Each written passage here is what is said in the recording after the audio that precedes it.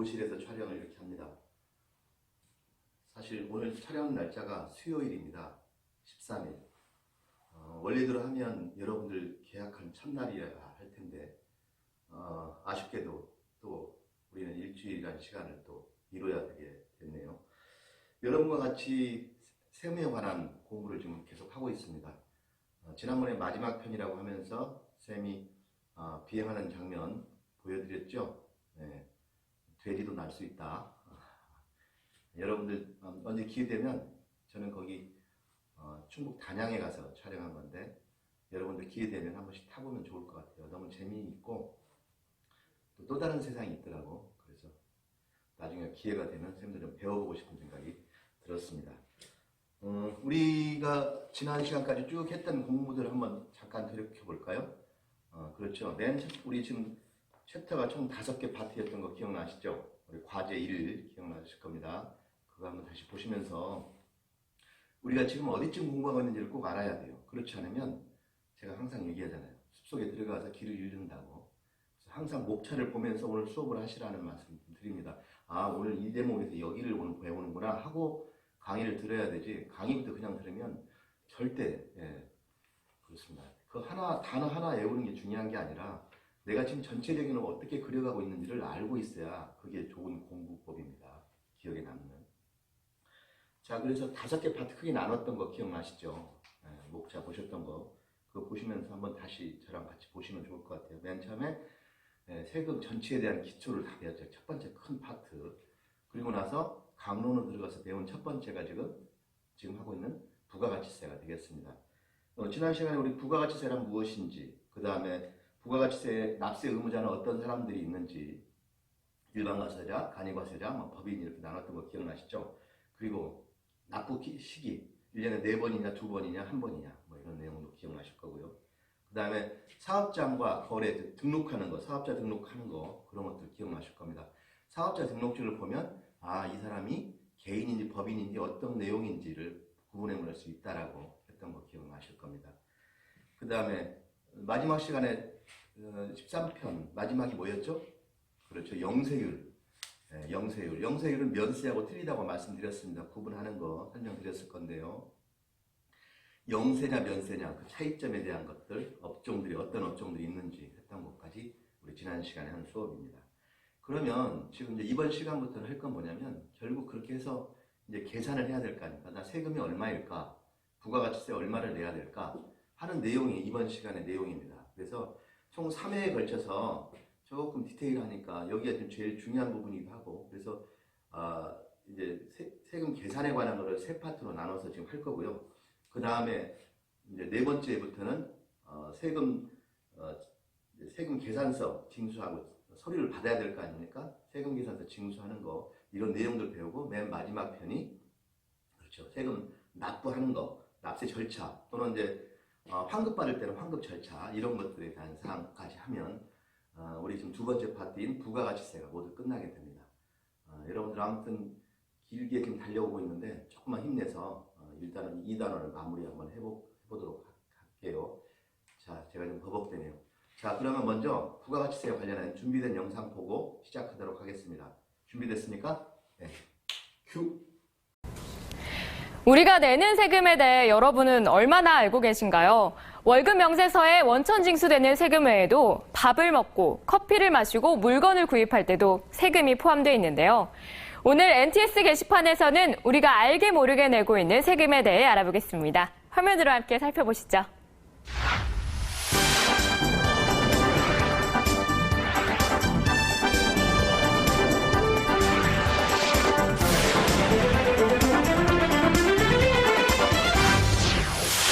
우리가 사는 대부분의 물품에는 부가가치세라는 세금이 포함되어 있는데요. 하지만 모든 물품에 부가가치세가 붙는 것은 아닙니다. 가공되지 않은 농수축산물에는 부가가치세가 붙지 않는데요. 따라서 가공되지 않은 흰 우유에는 부가가치세가 붙지 않습니다. 하지만 흰 우유와 달리 딸기 우유는 부가가치세가 붙는데요. 딸기 우유는 가공해서 만들기 때문입니다. 보통 부가가치세는 판매 가격의 10% 정도를 차지하지만 세금의 비율이 훨씬 더 많이 차지하는 세금도 있습니다.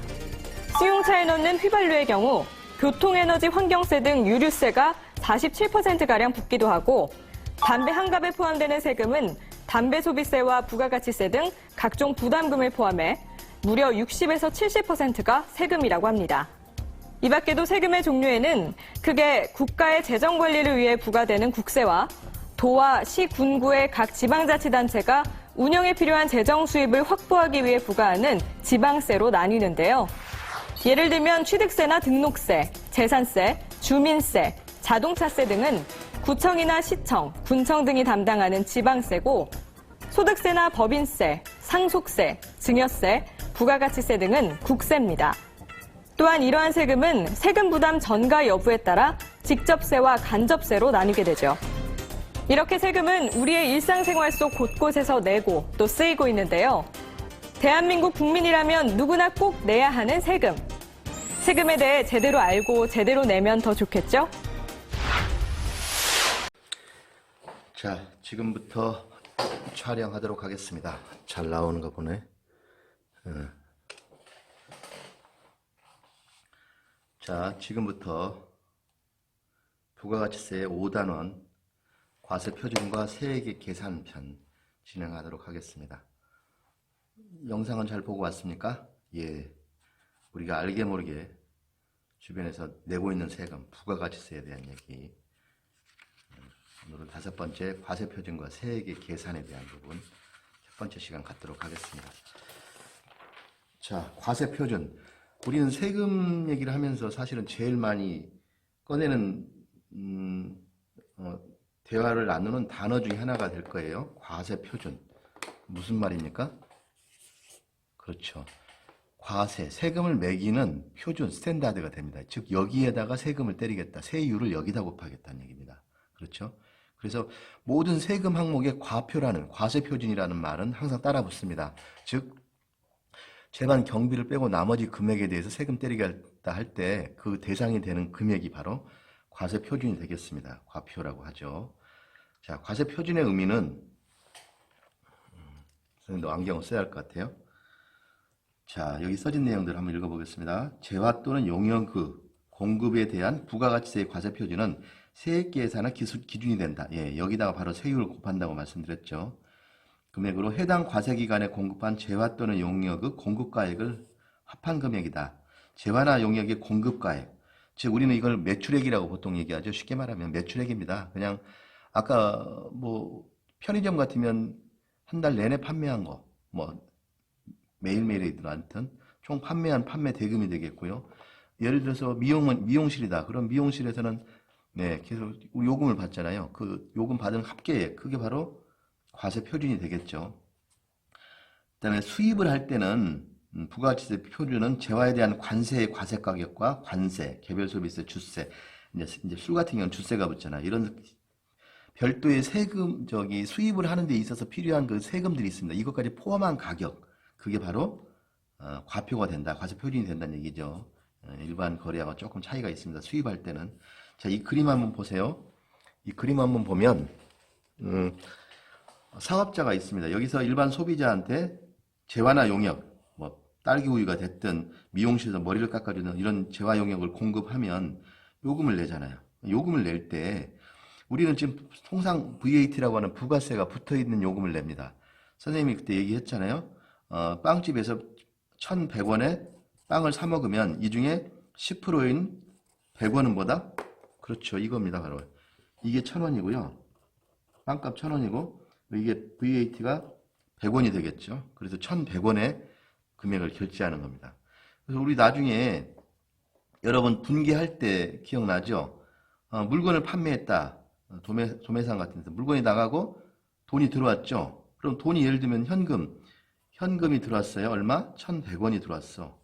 근데 뭐가 나갔어요? 그렇죠. 상품이 나갔죠. 상품이 나갈 때 우리는 상품 1,100원이 아니라 상품 1,000원이라고 하죠. 1,000원. 그리고 100원은 뭐가 돼요?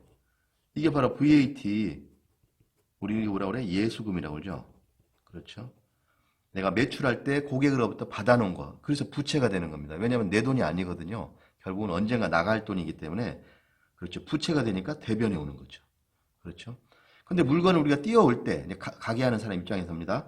띄어올 때는 이제 반대가 되겠죠. 내가 그렇죠. 부가세까지 포함한 돈을 내고 물건을 받아오겠죠. 그러면 차변에 뭐가 되죠?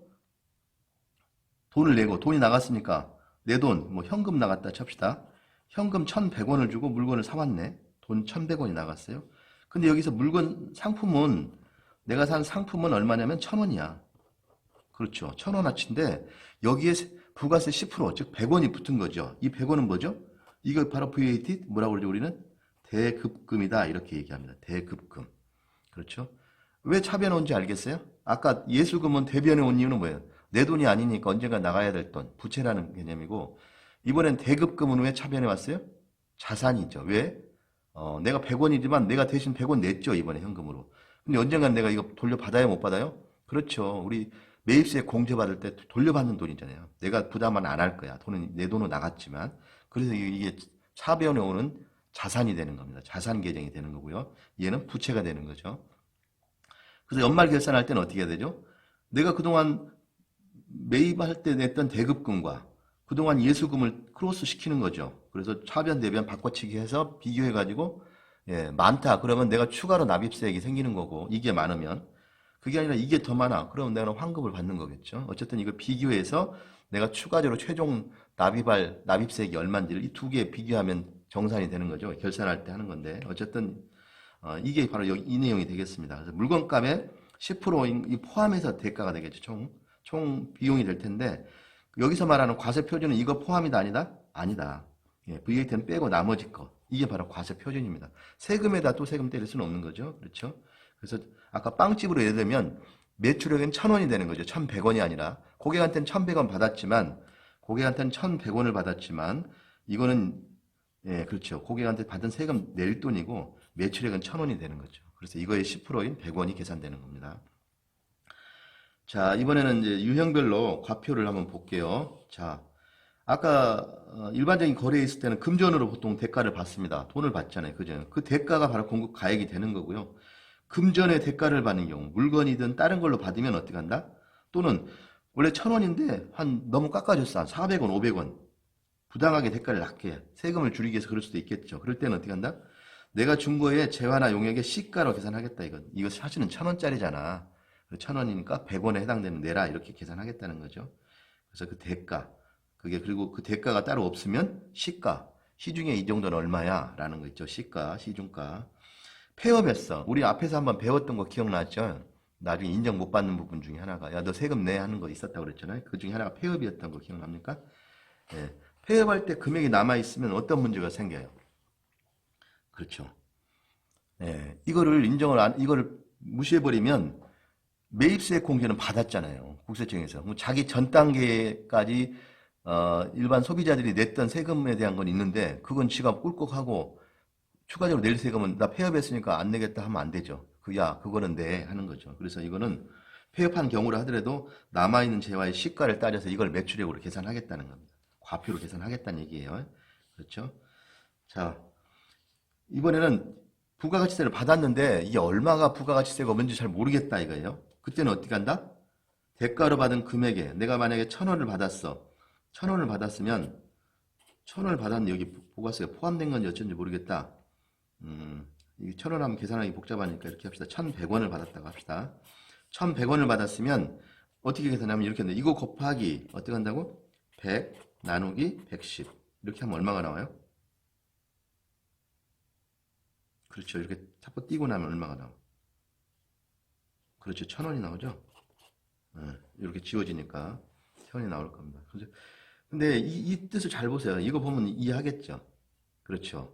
100원인데 110원으로 나누니까 부가세 10%까지 계산한 거죠. 그래서 부가세 110%에다가 이 대가, 즉 이 대가, 부가세를 뺀 나머지 대가를 100으로 봐가지고 계산하는 거니까 같은 얘기가 되겠습니다. 어쨌든 이렇게 해서 역추적해서 이 원가는 네가 매출한 금액은 1,000원인데 거기에 부가세 100원 포함돼서 1,100원이야 라고 정산할 수 있는 거죠. 그래서 곱하기 100 나누기 110 이 숫자 들어가는 이유는 이해하면 되겠어요. 그럼 뭐 따로 외울 필요가 없겠죠. 자, 이번에는 과세 유형별로 과세 표준을 한번 보도록 하겠습니다. 잠깐만요. 선생님한테 전화가 자꾸 오는 것 같아서.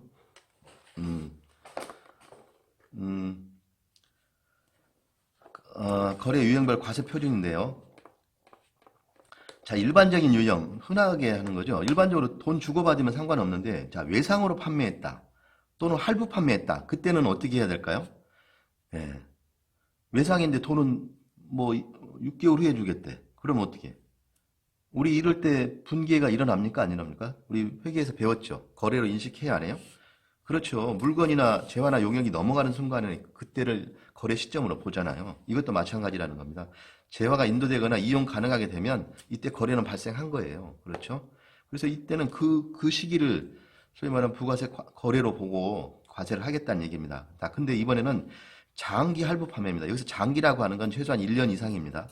1년 이상. 자, 올해 일부를 주고, 올해 3분의 1을 주고, 내년 이맘때서 3분의 1을 주고, 내후년에 3분의 1을 준다. 이렇게 큰 굿즈들의, 큰 규모의 거래는 이렇게 하는 경우도 간혹 있습니다.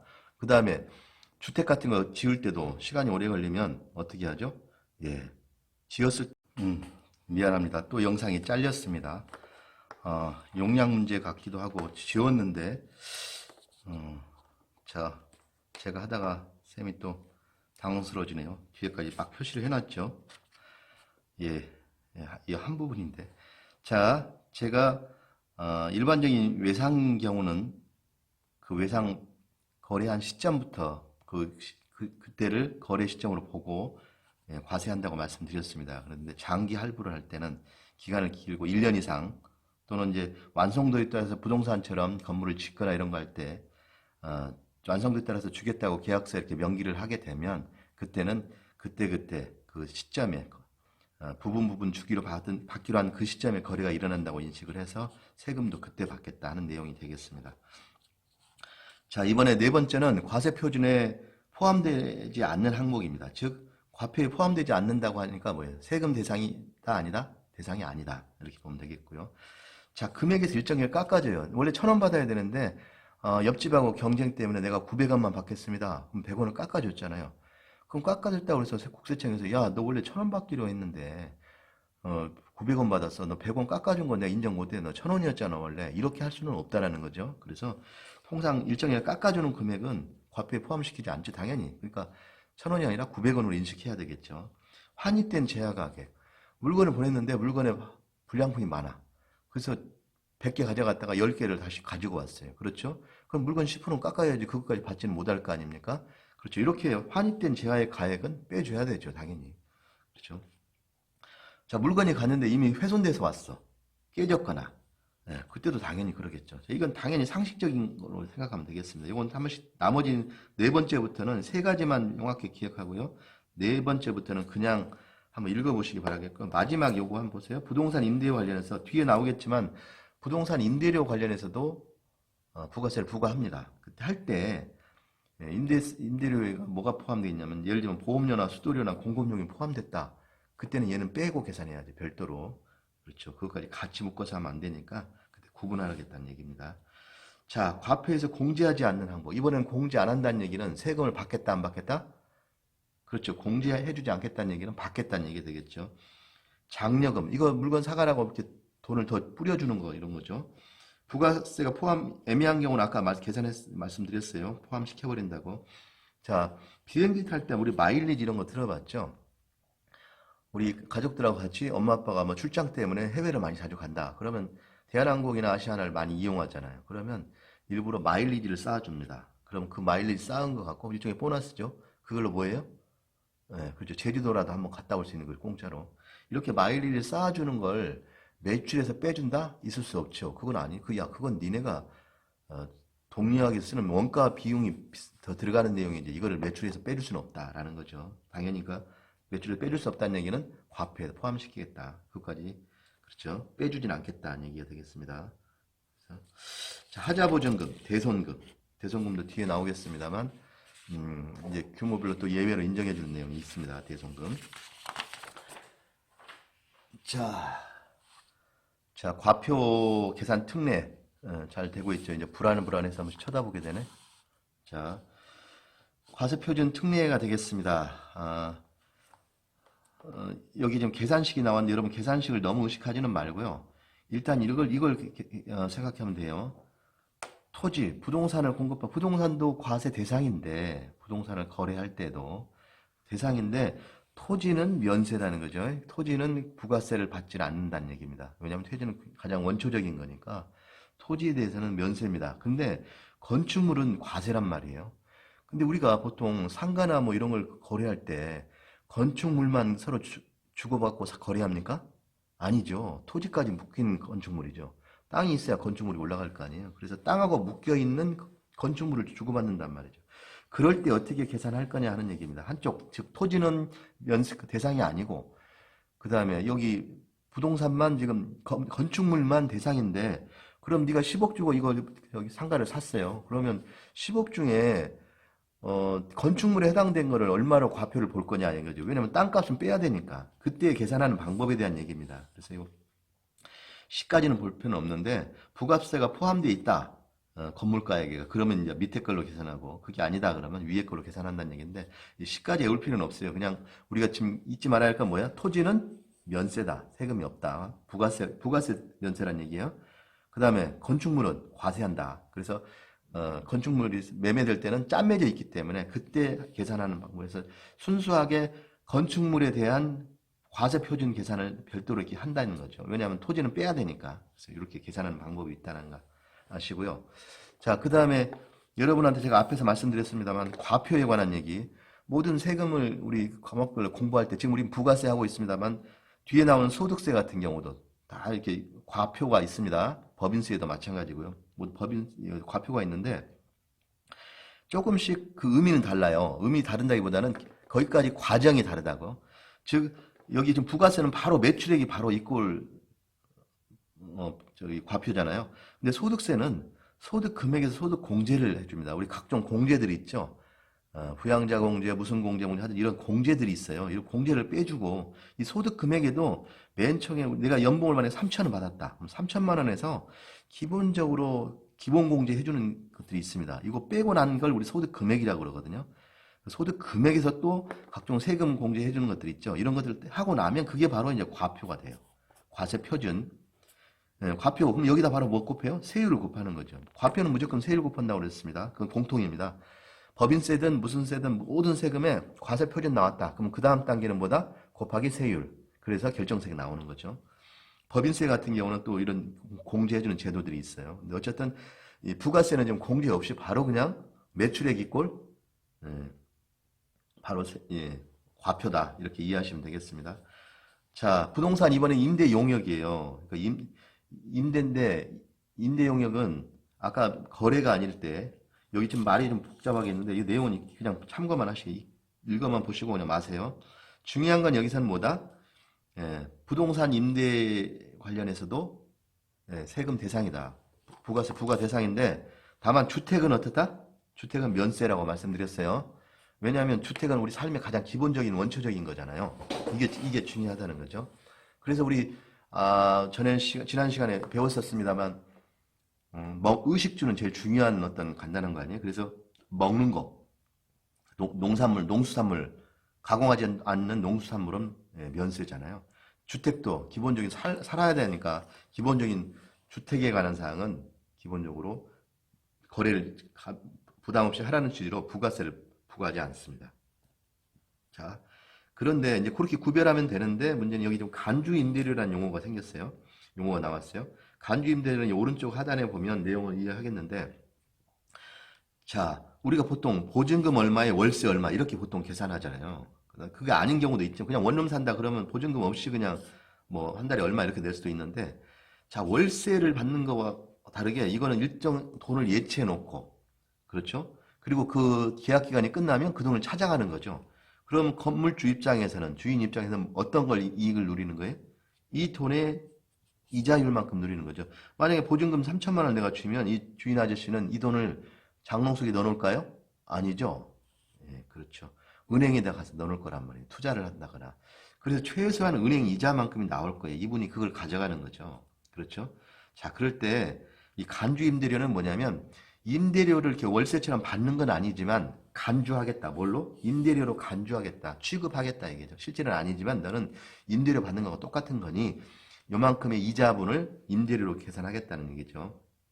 자, 그래서 내가 3천만 원 받았다. 그러면 전세금 3천만 원 곱하기 그 다음에 1년 이자가 1%예요. 그러면 3천만 원에 1%면 얼마죠? 만약에 이제 1%라면 지금 계약기간 1년 정기금리 요즘 1점 몇 프로밖에 안 되잖아요. 그죠? 만약에 1%라고 계산하면 3천에 1%면 얼마입니까? 30만 원이죠. 그렇죠. 금액이 진짜 작네요. 30만 원에 1년 동안 30만 원인 거예요. 만약에 6개월이다 그러면 365분에 182, 183 해가지고 0.5%밖에 안 되겠죠. 이런 식으로 계산을 한다는 얘기입니다. 그래서 그걸 임대료로 간주하고 그에 따른 부가세를 부과하겠다 안 하겠다? 부과하겠다. 얘기입니다. 이 밑에 있는 부분 한번 읽어만 보시기 바랍니다. 간주 임대료. 자, 여기까지 1단원을 마치겠습니다.